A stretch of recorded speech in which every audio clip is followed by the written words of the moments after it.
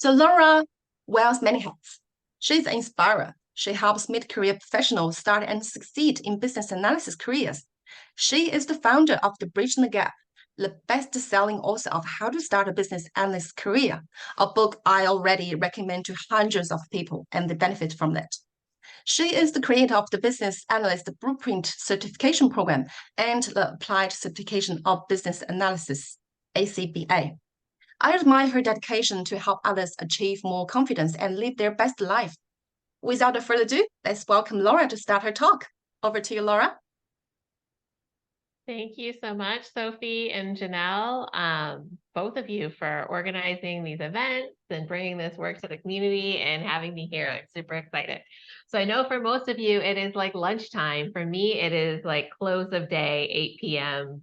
Kids are outside trying to get to bed, that kind of stuff, or inside, but outside my office. So bringing a different energy, but I'm excited. I'm so excited to be here. So it's just, as Sophie said, we're here to talk about building career security as a business analyst. I think this is a really important topic right now. And I really also want to speak to it in the context that so many of you have said that you are aspiring business analysts, so looking to get into the business analysis career. So it was really useful to have that poll and to kind of have that sense of where most people are coming from. So Sophie already said all kinds of wonderful things about me, so I don't have much more to say except for I am from North Carolina in the United States. I grew up in Michigan, and we still spend summers in Michigan. I lived in Colorado for quite a few years back in the day, but now our home base for 9 months a year is North Carolina. So all the way across the big pond. But like one of the things I want to talk about, like just as we get started, and I want to acknowledge too that this has been a tough year so far, or really a tough year and a half, or maybe if you're thinking, it's been a tough few years, really, right? We've gone from the pandemic to out of that to now kind of economic uncertainty. And so I've seen a ton of news on my LinkedIn about layoffs.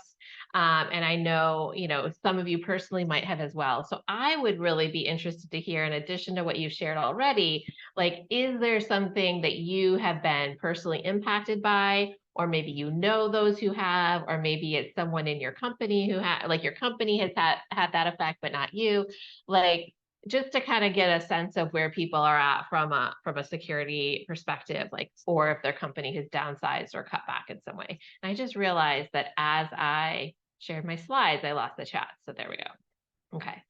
But I want to also think about this bigger than our specific jobs, because one thing I really believe to be true is that your job is not your career. Right. So when we think, like, I think it's really easy to see a title like career security and think about, well, what we really mean by this is job security. And so I just want to bring us back to what we really might mean by this is career security. And career security does not necessarily come from just one job or just one employer, right? No matter how well established the company or how well suited you are for a job, opportunities can come and go.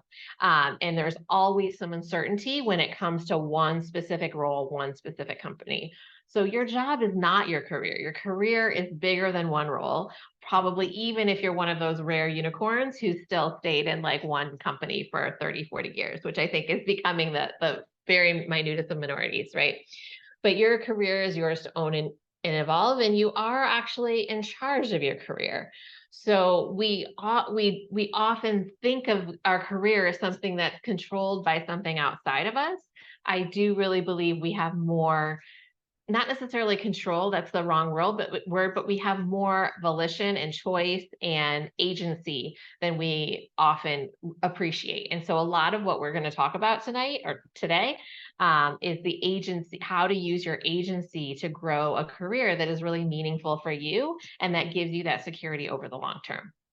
So no matter where you find yourself, like if you are in a role, like in a company that's really struggling, or in a company that might have just kind of figured out a niche that's really profitable right now, right? It's a great time to be leaning in and leveraging that as an opportunity for your career expansion, because business analysis and business analysts, we just have so much to offer all the time in any kind of environment. We can help our companies pivot, we can create value in new ways, we can help create efficiencies, and we're going to talk about a lot of that tonight.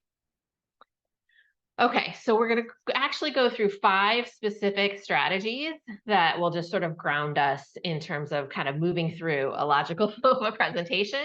And I have some room to kind of play within this. So if there are topics that are really resonant, we can kind of dig a little bit deeper. I know from the intake survey, the skills, like knowing about business analysis skills is really important. And I'm addressing that in strategy number 3. So we'll spend a lot of time on that one. But based on, I kind of keep tabs on the comments. So if there's something that really has a lot of questions about it, I can definitely dig in deeper. But so the first tip or strategy is to become the go-to business analyst. And I know that could seem a little bit trite, right? Like, what is the go-to business analyst? This is the one that others go to for questions. It's the one that everybody wants on their projects.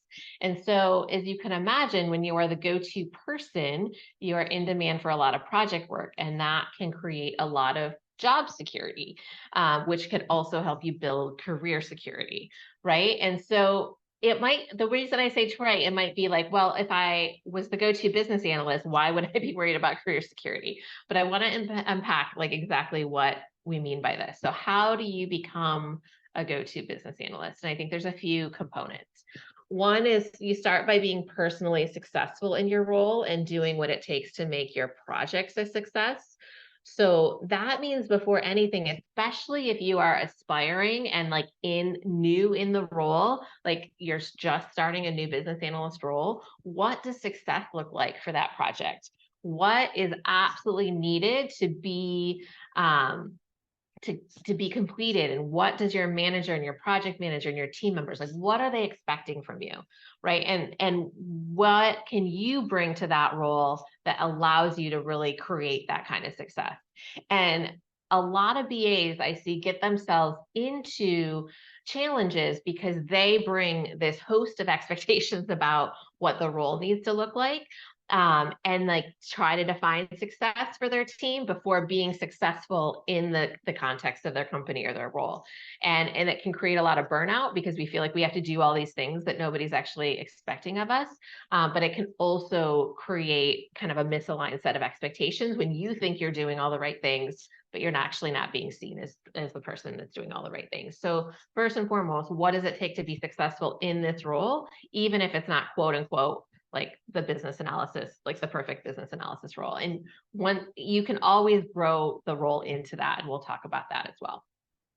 And then to kind of almost play the opposing, not the opposing, but like a counter current to that, right? So what are all the expectations that people might have of you, but also then bringing in best practices like templates and other resources. So you want to meet your company and your teams where they're at in terms of their expectations, but also be pushing the needle forward, right? So this is not about throwing the book at your teams and saying, we have 25 best practices that we have to do or we can't possibly be successful. But it is about being selective and choosing the BA techniques that will make the biggest difference. So you're kind of incrementally introducing those really great practices that help deliver better results so that you're not just kind of in reactive mode, but you're also in proactive mode. The third component of this is being willing to answer questions.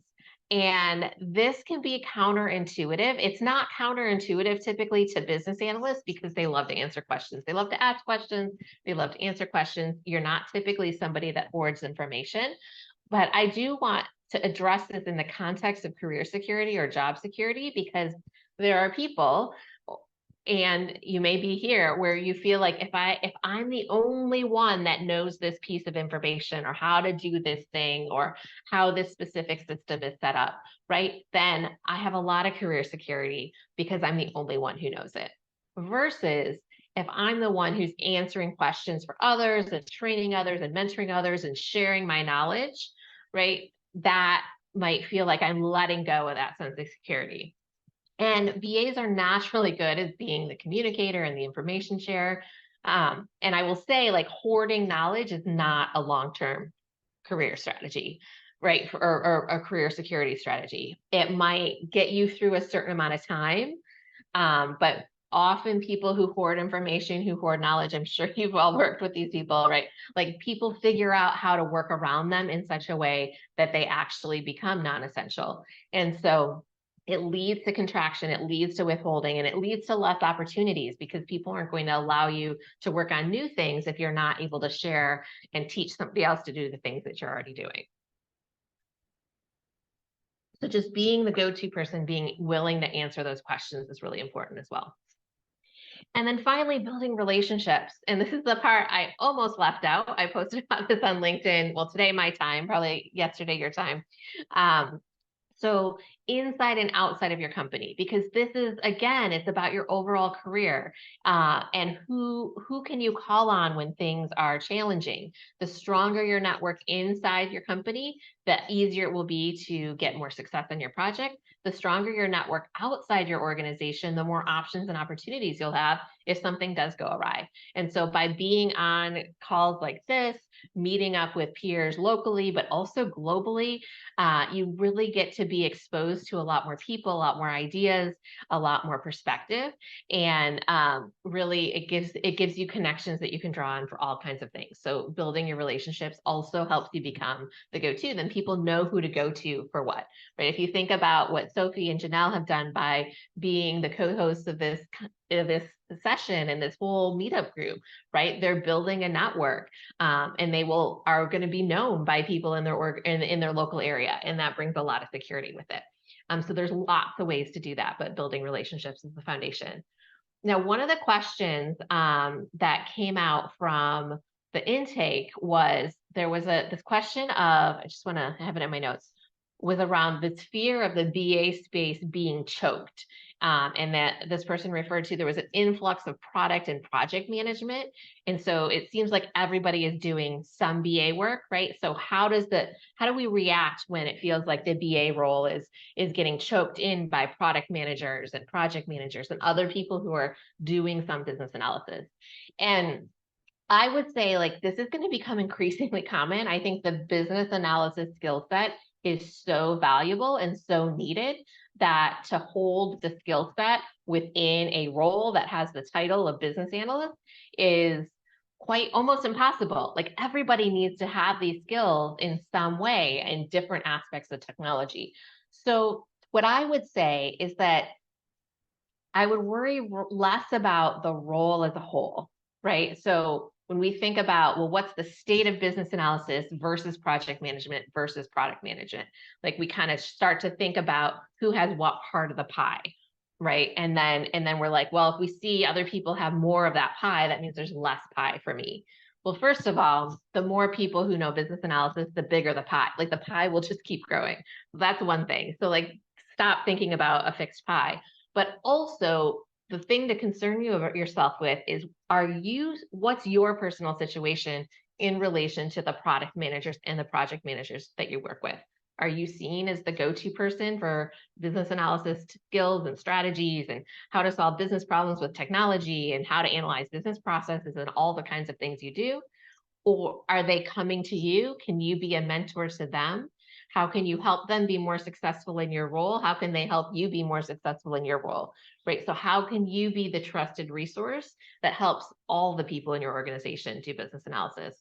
So as long as you are in that position of go-to-ness or success, like worrying about who has what part of the pie and a general professional level, I think is just, it takes your mind in the wrong direction. So I just wanted to address that one up front. I thought it was a really, really great question from the intake.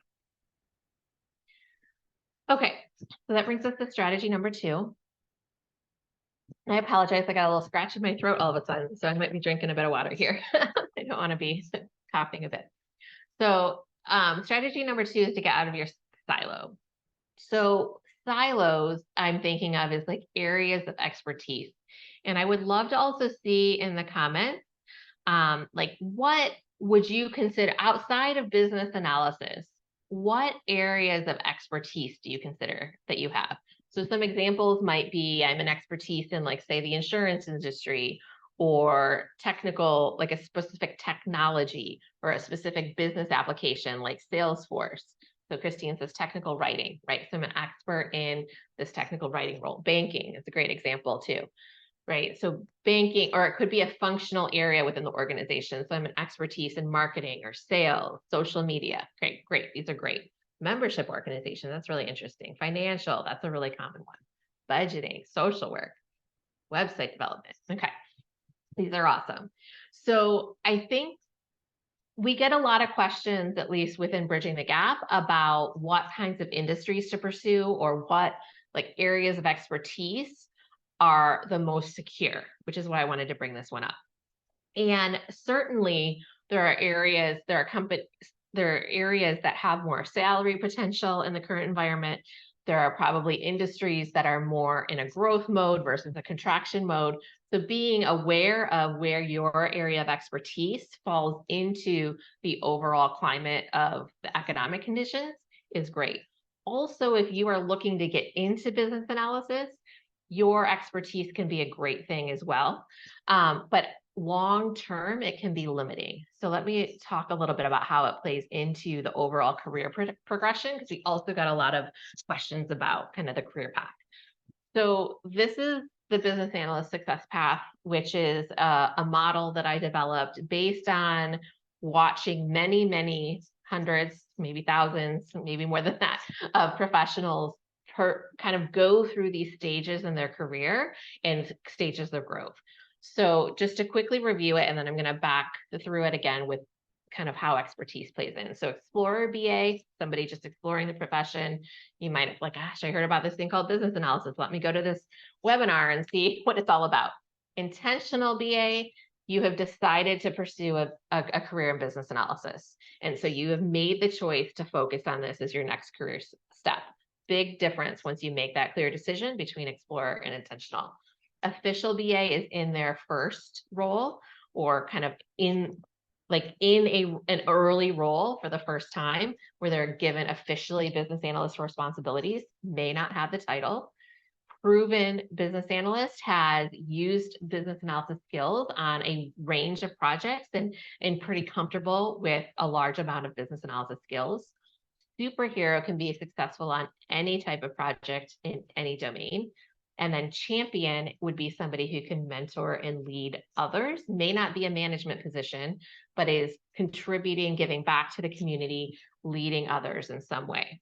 So from the perspective of expertise, so when you are in that intentional looking for official, which many of you said you were aspiring, right? If you have a clear sense of like where you fit on this stage, that would be interesting to see that as well in the chat.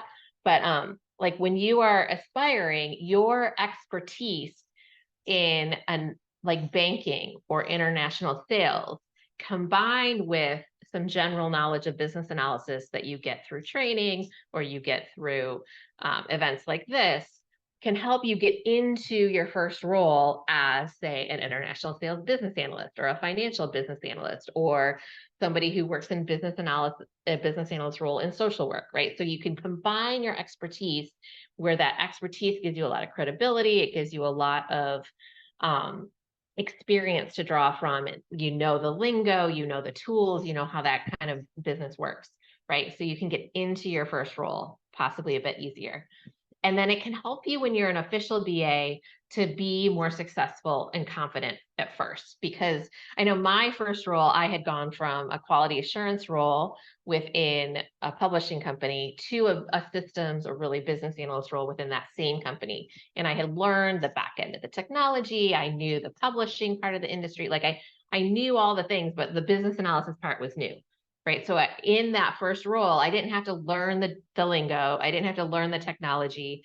I just had to focus on learning the BA part, which was a lot easier. So it can give you some grounding to be more successful in that first role. But then over time, that expertise, your kind of expertise in the technology or the business, you want your business analysis expertise to start to rise up and take over, because that will give you a lot of potential in many different types of roles. So where we see people get stagnant is in this proven business analysis role. This is where, I've done a few projects. I've gotten kind of good at this. I know the people, I know the technology. Now I know how to do business analysis. And let me just like work in this zone for the next 15, 20, 30, whatever, however many years, right? 3, 5, right? Let me just stay here because it's really, really comfortable. And this is where it's like it's not a bad thing to be comfortable for a certain amount of time, but you can start to get stuck and you can start to get branded, and you can start to think of yourself as the person who really only succeeds when you are in this area where you kind of know all the things. And so consciously choosing to get out of your comfort zone and tackle a project in a different area of expertise. So, if you're in social work, maybe into nonprofits. If you're in financial, could you shift to like something like banking, at least like something tangential, right? Start to work in different areas. You can do this within your company. You can do this through volunteering. You can do this in a lot of different ways, but it's a really, really important step to take in your career. And that's what sets you up to be a superhero. And superheroes have a lot of career security because, again, they can be successful on any type of project, any type of domain. That first time you move outside your comfort zone, it feels really jarring and like, oh, I thought I knew what I was doing. And I guess I don't. Like, I have to learn it again in a way. And then as you do that, your business analysis skills get stronger and stronger and stronger. And you realize, like, you start to really get comfortable with just about any type of project. And I really can't emphasize this one enough. I think it's probably the most important point from the whole talk tonight. If you take one thing away, is to, once you start to get comfortable, ensure that you're expanding yourself in some way so that you're continuing to evolve your skill set and essentially getting out of your silo. So how do you do this? We talked about new functional areas. So it does not have to mean that you completely cut ties with your company, although it certainly can mean changing companies. And I personally found a lot of success early in my career by moving to different roles, taking on new positions, but it doesn't have to be that way. So if you are in like the top company in the location that you want to live in for the rest of your life, like that's great, but also still think, how could I work, instead of working with the sales team, work with the marketing team, work with the accounting team, start to learn different areas of the business, right? How could I work on new business application components? So even if you're, say, an expert in something like Salesforce.com, right? There are so many different areas of Salesforce now where you don't want to get siloed within one part of that application that might have a shelf life, right? How can you move to a different part of the application? And then new types of projects. So if you are more in a traditional waterfall role, could you experiment in some agile, or vice versa? Could you scale up from smaller project to an enterprise project, or vice versa, switch methodologies? And as another resort, like, you don't have to do this by changing your full-time job. You can also leverage side gigs. And I know that's one way, one of the values of being a volunteer in this organization is you get to build skills through your volunteering to augment your skill set, right? And expand your experience. So, and again, being part of a group like this, in addition to giving you opportunities to actually build those skills, it also exposes you to BAs who are doing things differently. And that helps keep your perspective fresh as well. So this is really, that switching really helps you hone your foundational business analysis skills, because when you go into an environment where you are not the expert, when you don't know the terminology, when you don't know how the processes work or how the technology works, you have to rely on your business analysis skills, right? And so those become stronger as a result. And that's what we're going to talk about next with number 3. All right. I see we've got proven BA, intentional BA, and Sophie's like, you're already an official BA. So that is such, I'm so glad you said that, Sophie, because that comes up so often where people see those stages and they set themselves up one lower than they are, right? So, and not that there's like a true hierarchy, right? It's like where you're at is where you're at, and that's amazing. But people undersell themselves. Business analysts have a tendency of underselling their qualifications. So if you are, again, it's not about the title. Often people are like, well, like I'm doing some business analysis work, but I don't really have the title. Like you still get to call yourself a business analyst. So I will just leave that there, but lots of intentional BAs. Okay. So the next piece is to actually invest in that foundational skill set.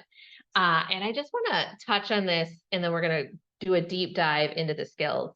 But like, there's a lot of trendy topics. There always is a couple of trendy topics. Like right now it's AI, which is amazing. I mean, the possibilities of AI are incredible. Salesforce is a big one, which is, I wouldn't say necessarily trendy. There's a lot of long-term stability in that. But we see machine learning. There's a few other things. Like there's like these trendy topics, right? And they create a lot of opportunities. Often they come with that short-term elevated salary potential, but they can also quickly burn out as trends change. So I'm often asked, again, what's that one skill that employers right now, or what's the industry that I need to focus on? And like, there's nothing wrong with that question, but often those people are looking for a quick fix that's going to give them a short-term win, which may not be the same investment in their career that will give them long-term stability. So again, I say that and it feels, I don't mean it to be like, just know which game you're playing, right? Are you in this because this is a role that you're excited about and you want to leverage it from over the long term? And what are you thinking about your career long term? Or are you looking for like, what's the thing that you can do for the next 12 months that's going to give you a bunch of cash and you're willing to take whatever risk comes from that, right? If it tends to burn out. So no better or worse, just different. So I'm kind of more of a long-term stick it in. And so my advice tends to graduate towards that long-term foundational skill set, because these foundational skill sets are not going away. These are the skills I used when I started my business analysis career over 20 years ago. They are the skills that we teach today, that we teach business analysts all across the world, in all kinds of industries, and they're timeless. And then you will continue to use them in multiple different roles, even if and when you decide to move beyond business analysis, and they bring a lot of longevity in your career.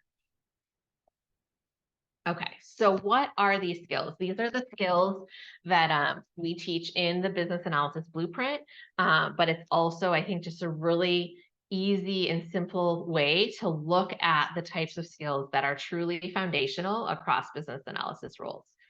So this is organized where, if you'll see across the top, there's business level, software level, information level. And so the three areas up on top are all with the techniques. And then we split those into analysis and communication techniques. And then along the bottom is the business analysis process framework. So this is, if you are assigned to a new project, what do you do first? What do you do next? Like, how do you take a streamlined and structured approach to that project? So, and again, I just want to emphasize, and Sophie asked me to speak to this a little bit, like we have taught these skills to not just in the United States. We have people in our programs from Australia, New Zealand, UK, Canada. We've had various parts of Europe, India, South Africa, lots and lots of different countries. And so these are foundational skills that are both universal and important. And I've never had anyone say like, oh my gosh, I can't use these, right? Like they might vary them or tweak them for their specific environment, but they use them in some sort of way or find them appropriate for their role. And we had a lot of questions about skills in your survey. So I'm just going to take a little bit of time to go through this slide. And if you have any specific questions about any of these, I'm happy to take them in Q&A, or if you want to drop it in the chat, I can address it as we go through. And also, Janelle, we do have a skills assessment that you can download here for free. And Janelle is going to share that link in the chat for you as well.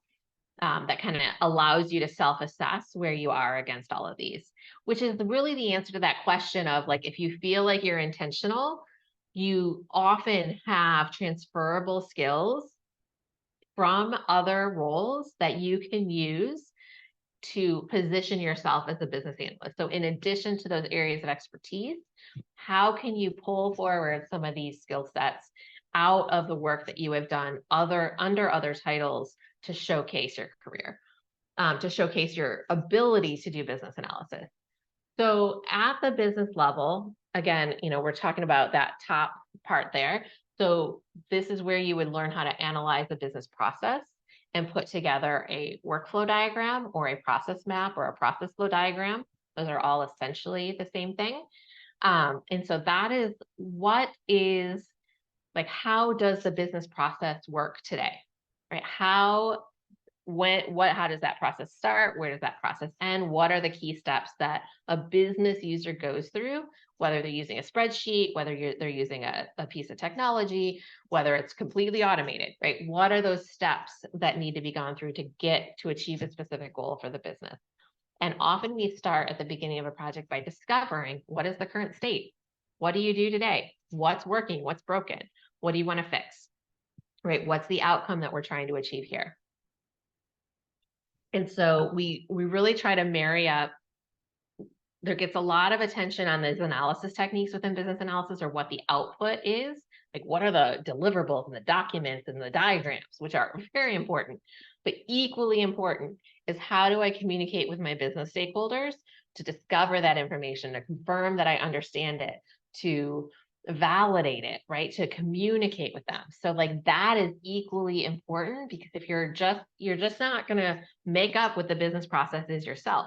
Because if you're starting to get beyond areas where you're an expert in, you shouldn't know what the business process is. You might not even know what the terms are that are coming out of somebody's mouth the first time, right? So you have to ask a lot of questions, and you have to be in a lot of communication with your business stakeholders.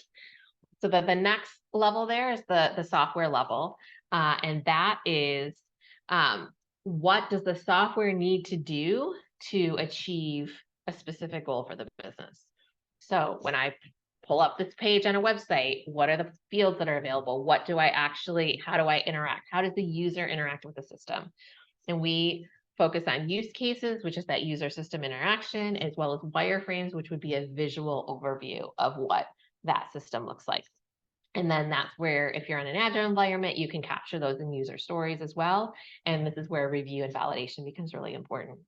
And then finally, there's that information or data level. So how are we managing and storing information? How is our business managing and storing information? So from an entity relationship diagram is a way of showing how those concepts relate to one another. Often they look like database model diagrams, but you can do them from a business perspective. And then you have your detailed data dictionary and how fields map together. And from a business perspective, it's the glossary. Like, what do people mean when they're saying the term like customer? You think it's not always the same thing. Everybody has the different view of what a customer might be, right? So taking time to clarify terms. And then finally, having a framework that takes you from beginning to end. Okay. So Christine has a, does it have to be software? I've gotten a lot of mileage without out of asking what I want the process to yield. Like, no, business processes don't have to always be improved with software. I think it's kind of a tendency that we mostly work on software development projects as business analysts, but you can improve processes by shifting roles, by eliminating unnecessary steps, all kinds of things, using better templates. We have a lot of ways to improve processes without necessarily using software. All right. So strategy number 4, okay, is to consistently add more value. So I think this really speaks to as well that tendency to get stuck of like, this is my role, this is how we do it. How can you, if you're thinking about your career security, how can you add more value in a way that's valued by your current employer, but also in a way that allows you to elevate yourself professionally, right? So, oh, sorry, I just realized it wasn't showing consistently add more value. So how do you actually do this? The first part is really understanding what your organization values. And this is more of a job security than a career security tip. But like, I think we can make assumptions of what we think is important. What does your company truly value right now? Is it operational efficiency, cost savings? Is it, we've got to get this new product out because we think it's going to transform the industry? Like, what is important to them? And how then, like, how do you help contribute to this?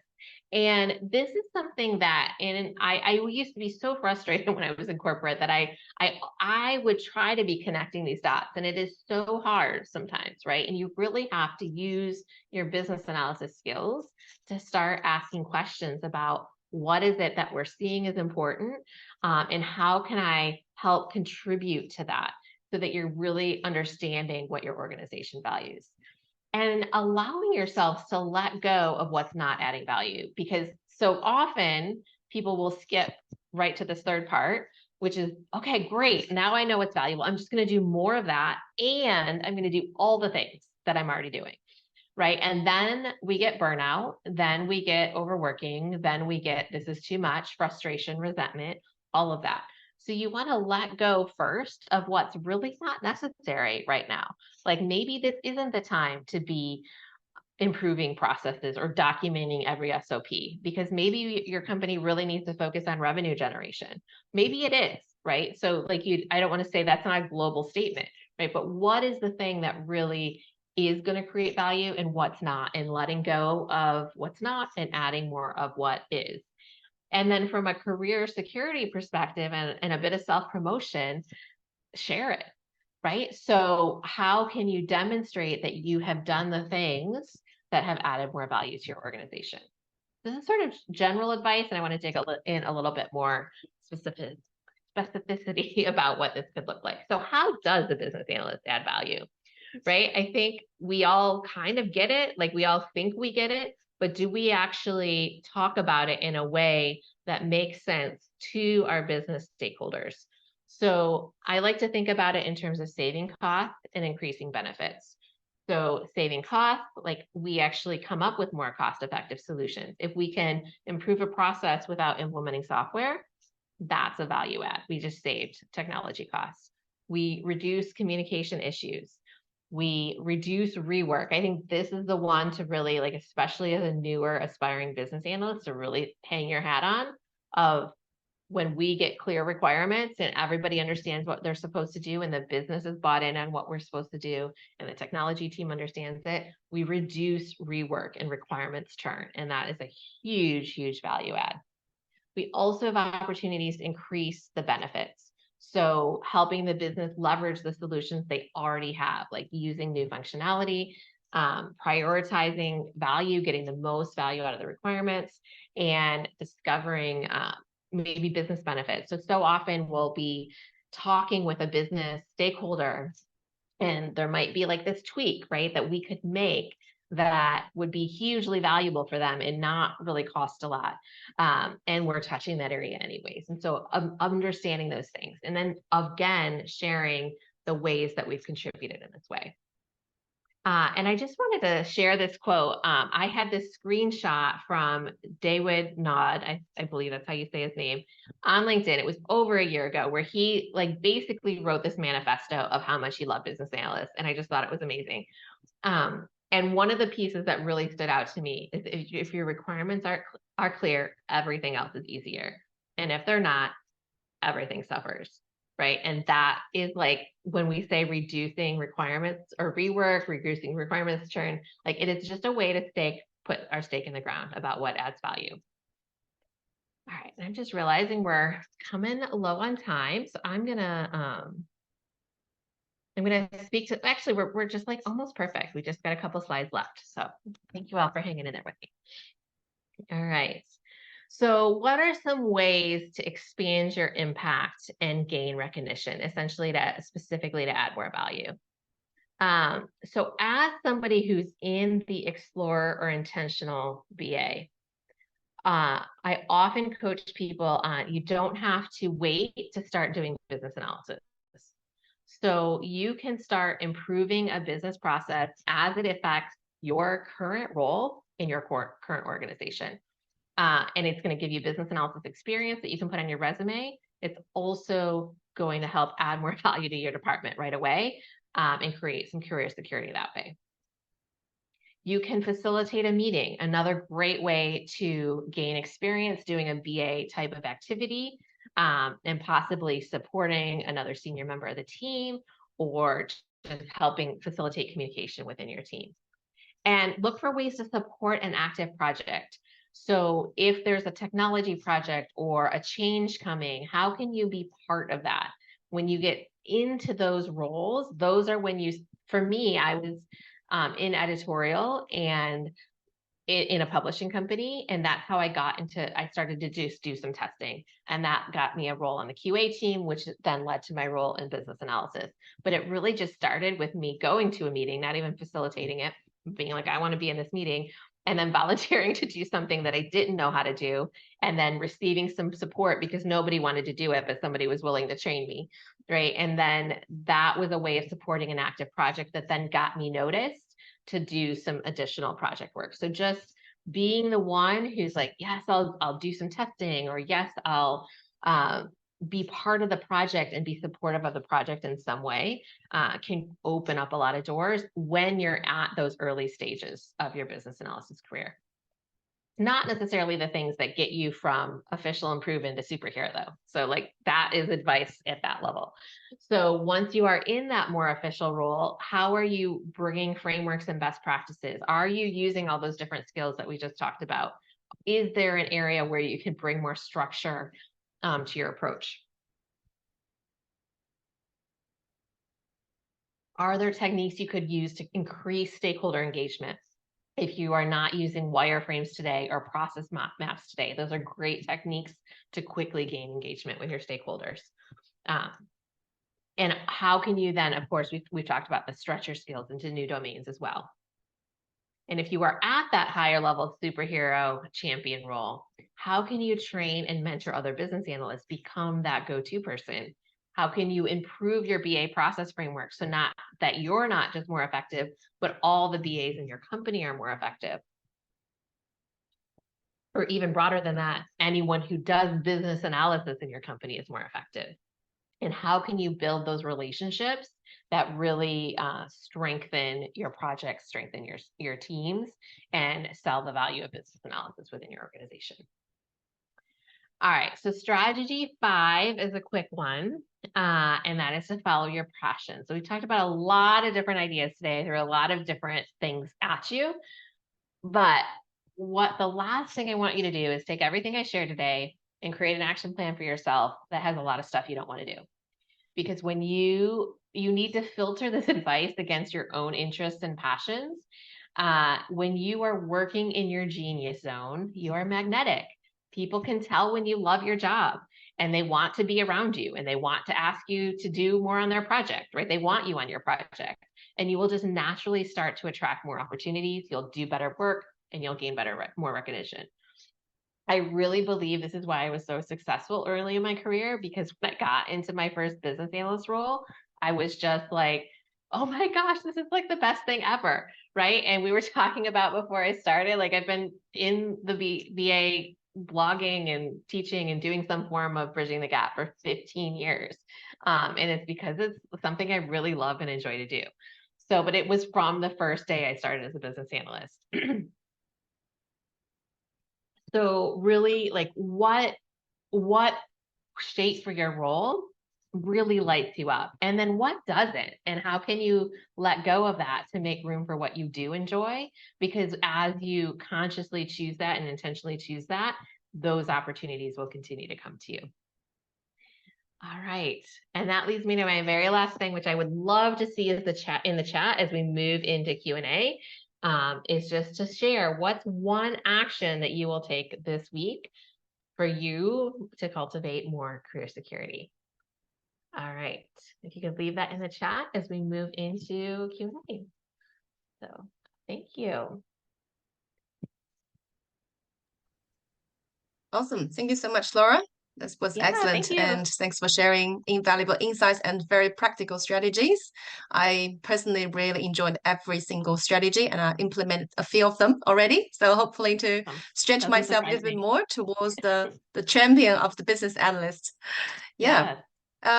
Let me just share my screen, and don't forget to use the Slido, or if it is easier for you, you can just type in the chat and then we can go through some of the questions with Laura. Since we got 10 minutes left, so I think we should be able to answer a few questions if you have. Yeah, so I've got the one from the Slido board. There are two questions. The first one is, how can we keep updated with the best practice of business analysis? Do you have any tips and tricks for us, Laura, or maybe resources?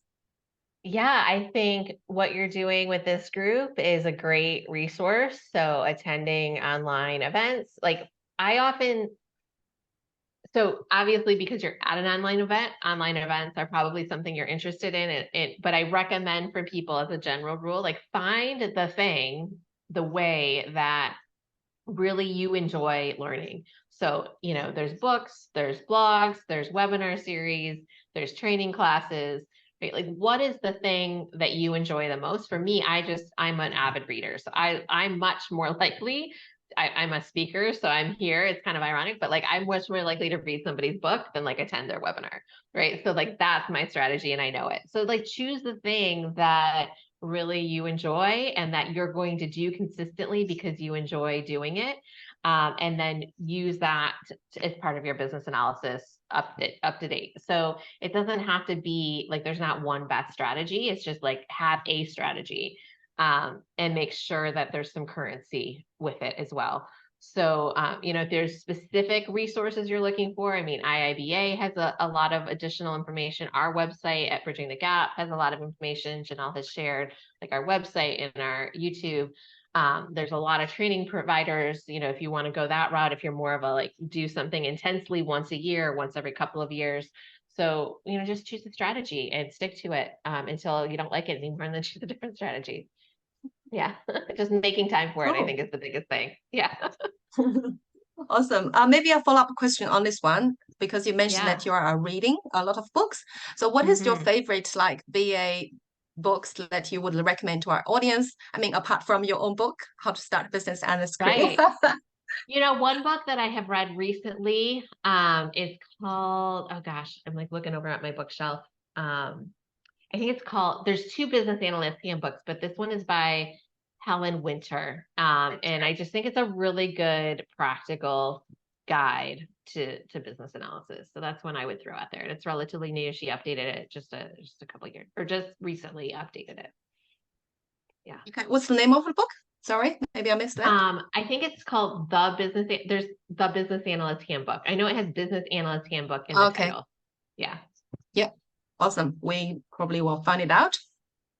Okay, and the next question is that how about when we were asked to do some box ticking tasks? Let's probably no one else wants to do, and they don't add too much value to the business. So how do you tackle that problem or issue? Yeah, so that's a great one. So if it's not going to benefit you personally, like in those early stages of your career, it might be the thing that you need to do to be successful until you have more leverage, right?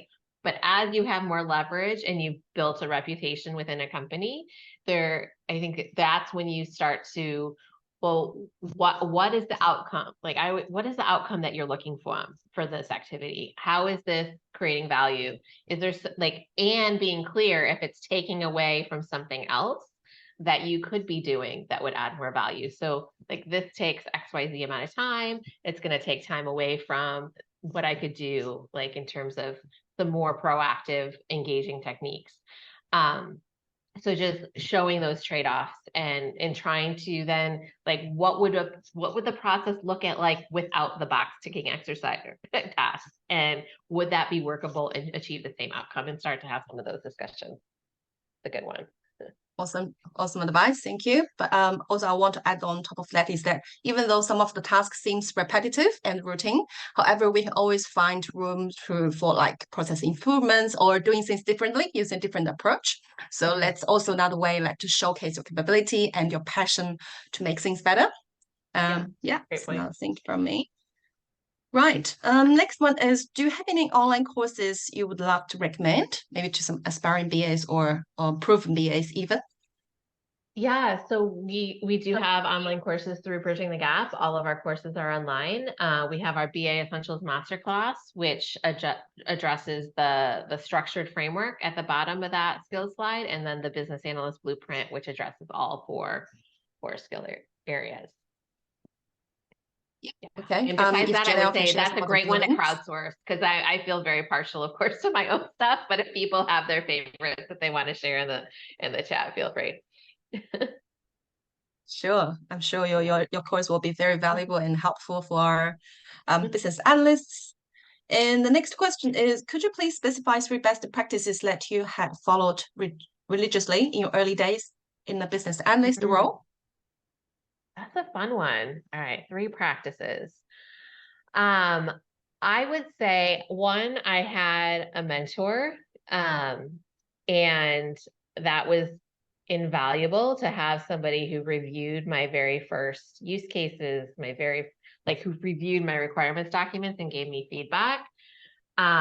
I bought a book at that time. It was a book, but I bought a book and I had it on my desk and it was like a reference guide. So like have some sort of, whether it's a course or a book, but like a reference guide that is going to guide you on kind of the industry practices.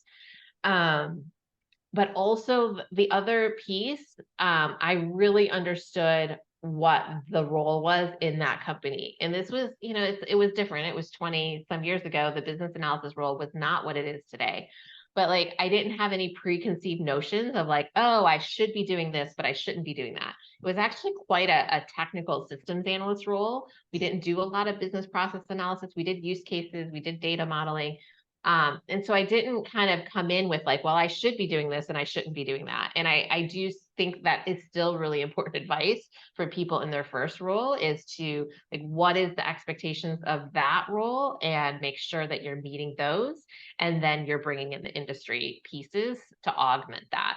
As opposed to like, I learned in a course, I need to do all of these things. And if I don't do those things, then, and I'm trying to push that onto a company, especially in your very, very first roles. Yeah. Nice. I remember there was discussion raised by someone on LinkedIn, like, what is the advice you would love to give yourself 10 years ago? One thing is just be comfortable without knowing everything and ask questions and leverage the naive eyes. That's also a great one. Yeah. Love to share. Yeah. Okay, I guess the next 2 questions will be quite similar, which is to how to land the first business analyst role when you don't have the relevant or maybe director title of the BA. And some people asking, do I need to learn a few computer languages such as Python or maybe SQL or whatever is popular in the market? So what's your thinking of it, Laura? Yeah. So if you are looking to land your first role and you say you don't, I always push this, I don't have relevant experience. And it's hard to like without being able to have a conversation with you and kind of go through your experience. But more often than not, just think about, well, where's the project or the work I did that was most like a business analyst, right? And what can I pull out of that in terms of what documents I was creating, how I was collaborating with people? Have you facilitated a meeting? Have you had communication with people? Like pulling forward those transferable skills is so important as a first piece. And then also when we talked about the expertise, right? So what are the areas of expertise where you could focus on finding a business analyst role in the financial industry because you have that financial expertise? It's going to give you a quicker path to your first role. So those are kind of my 2 tips there. In terms of computer languages, like, do you want to learn computer languages? So I never learned SQL. I never learned really, I took a coding class like in high school, but that would have been really dated, right? So, I mean, I understood how technology worked and I understood generally how code worked and how databases were structured, but I didn't know coding languages. And so, if you really are excited by that and you think you might want to be a developer someday or work in a really technical role, then yeah, learn a coding language. But if you don't, and I'm guessing if your background's more in international sales, like leverage your sales experience and augment that with the communication and analysis techniques of a business analyst, and kind of then see if you really want more technical. But there are roles in that space that don't require you necessarily to be a technical developer. Awesome advice. Thank you so much, Laura. Just leverage your past experience and domain knowledge and prove that you have already transferable skills. Yeah. I guess if we could, we can take the last question, which is what's your BM mantra or motto that you live by or rely on when things get tricky during projects? That's a good one. Thank you. That's like, yeah. I have this like not tongue in cheek. It was like a little manifesto that poured out of me when I first started my blog. And I'll see if it's like out of order, we create chaos. Out of ambiguity, we create clarity, but most of all, we create positive change for the organizations we serve. So, like, are you creating clarity? Are you creating order? I think there's a third one there, but it's more like, are you moving towards clarity? Are you helping decisions get made? Are you building momentum? And are you creating positive change? So that would be like a mantra to like come back to like what's important in this moment when things get tricky. Awesome. Yeah. Yeah, and there's always opportunities through the chaos or the disaster. So just keep an eye on it. Perfect. I think that's our all the question today. And if you have some questions that you would love to discuss with Laura, feel free to reach out to her on LinkedIn. And thank you so much for everyone's time and attention. And we have this such informative and useful session that delivered by Laura. And if you enjoyed our meetup events, welcome to stay tuned for our next one, which is on 20th of September. And it will be our first online workshop delivered by Jakob from the Agile Coaching Lab. I'm sure it will be a very interesting one. So welcome to register on our meetup page. All right, thank you all. And I hope to see you all in the next event. And don't forget to watch our videos on the YouTube channel. And again, thank you so much for Laura's time. And yeah, we really appreciate your help to support our community. Yeah, lovely day. Thank you so much, Thank you, guys. Laura. Thank you, Sophie. Thank you. Thank you Thank you, so much for everyone. having me. Bye. Appreciate you all. Thanks, everyone. Thank you. See you.